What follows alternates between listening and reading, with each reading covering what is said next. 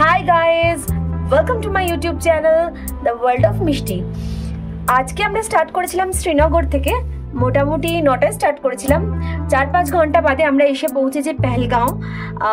পেহেলগাঁও সম্বন্ধে বলবার ব্যাপারে একটাই কথা বলতে পারি, এখানে সিনিক বিউটি দুর্দান্ত। মানে শ্রীনগরে আমরা যতটাই সুন্দর বিউটি দেখেছি, এখানের বিউটিটা কিন্তু একদম অন্যরকম। ইনফ্যাক্ট আমার এটা মনে হয়েছে শ্রীনগর পার্টিকুলার সিটিটা একটু ক্লামজি, মানে লোকজন অনেক বেশি, তার থেকে পেহেলগাঁওটা কিন্তু অনেক ছিমছাম, অনেক সুন্দর।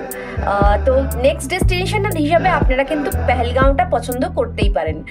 আর আমি আপনাকে আমার যে রুম আছে, আমি সুইস কটেজে আছি এবং সেখান থেকে আমার রুম থেকে আপনাদের ভিউটা একটু দেখাচ্ছি, আপনারা দেখুন।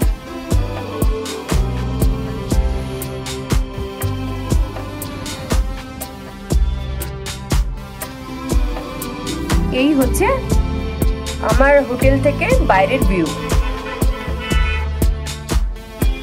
আমার তো দুর্দান্ত লাগছে,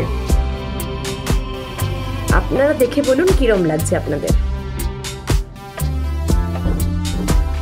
হোটেলে ঢোকার পর সামান্য কিছু লাঞ্চ করে নিয়েই বেরিয়ে পড়েছি সাইট সিন দেখার জন্য। এখানে মেনলি 3টে ভ্যালি আছে যেটা সাইট সিন করায়, এবং বলা বাহুল্য এখানে কিন্তু এনাদের পার্সোনাল কারই আপনাদের অ্যাভেল করতে হবে। মোটামুটি আমাদের কারটার কস্ট নিয়েছিল 2700 মতো, এবং এই যে 3টে ভ্যালি এনারা মোটামুটি ঘন্টা 3-এর মধ্যে দেখিয়ে আবার ব্যাক করি। পেহেলগাঁও থেকে সাইট সিন করার জন্য যখন আমরা রাস্তায় বেরোলাম, তখন কিন্তু আমার চোখে ধরা পড়েছিল এই নৈসর্গিক সৌন্দর্য, এবং সেই সৌন্দর্য যাতে তোমরাও উপভোগ করতে পারো সেই জন্য আমি এই ভিডিওতে তুলে রাখলাম তারই কিছু অংশ। আশা করি তোমাদের দেখতে ভালো লাগবে। সত্যি কথা বলতে কি, আমার মনে হচ্ছিল এ যেন এক পটে আঁকা দৃশ্য। সামনে পাহাড়, মাঝখান দিয়ে বয়ে যাচ্ছে নদী, আর একপাশে ঝাউ গাছ। এটা কোনো অংশে কোনো আঁকা ছবির থেকে কম মনে হয়। পেহেলগাঁওতে প্রধানত 3টে জায়গায় সাইট সিন করানো হয়। আমি 1 নাইট থাকবো এখানে। তো আপাতত এসে পৌঁছেছে আরু ভ্যালি। কোথায় এসেছি আমরা? আরু ভ্যালিতে। দুর্দান্ত ভিউ আপনাদের আমি দেখাচ্ছি। আমি এটা বলবো, শ্রীনগরের থেকেও পেহেলগাঁওয়ের প্রত্যেকটা ভিউ কিন্তু দুর্দান্ত। আরু ভ্যালিতে বেসিক্যালি একটা ঝর্ণা আছে যেখানে আপনারা ছবি তুলতে পারেন এবং প্রকৃতির আনন্দ নিতে পারেন।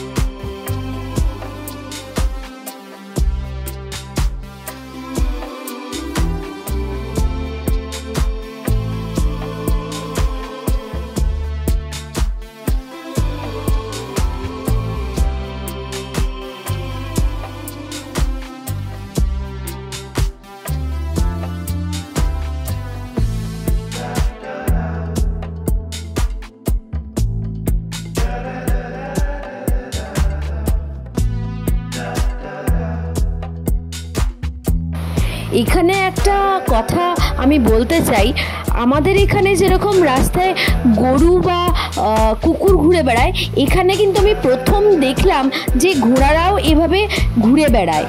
অ্যাকচুয়ালি আমি নিজে এই সাদা ঘোড়াটাকে দেখে না খুব এক্সাইটেড হয়ে গেছিলাম। আমি কোনোদিন দেখিনি এভাবে ঘোড়া স্বাধীনভাবে ঘুরে বেড়াচ্ছে, কোনো ভ্যালিতে চড়ে বেড়াচ্ছে।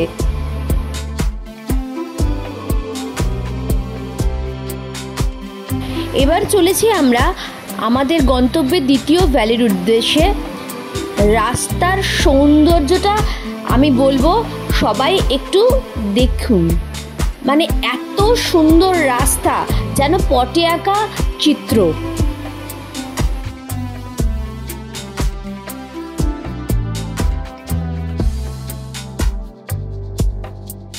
আমরা এখন এসে পৌঁছেছি পেহেলগাঁওতে।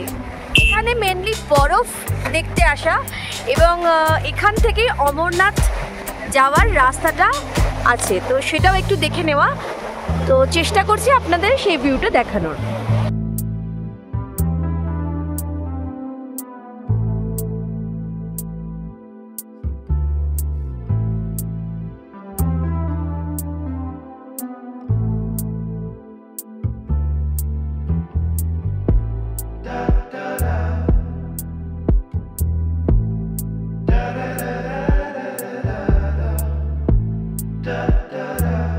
এইবার চলেছি আমরা শেষ এবং তৃতীয় ভ্যালির উদ্দেশ্যে।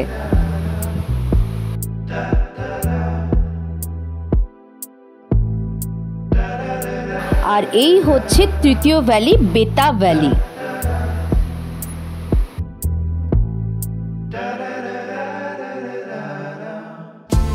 এইবার আমি ফিরে চলেছি নিজের হোটেলের দিকে।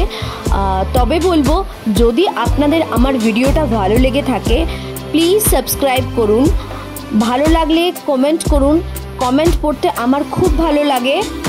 এছাড়া যদি মনে করেন যারা প্ল্যান করছেন কাশ্মীরের জন্য, তাদের সাথে আমার এই ভিডিওটা শেয়ার করুন, যাতে তাদেরও একটু হেল্প হয়ে যায়। আর অবশ্যই সাথে থাকুন পরবর্তী ভিডিওর জন্য। এরপরে কিন্তু আমাদের অমৃতসর যাবার প্ল্যান আছে, তো সেখানের ভিডিওগুলো পাওয়ার জন্য কিন্তু প্লিজ ফলো করুন আমার এই চ্যানেলটাকে। তো আশা করছি কালকে সকালে আবার আপনাদের সাথে দেখা হচ্ছে। ততক্ষণের জন্য take care, bye bye, see you.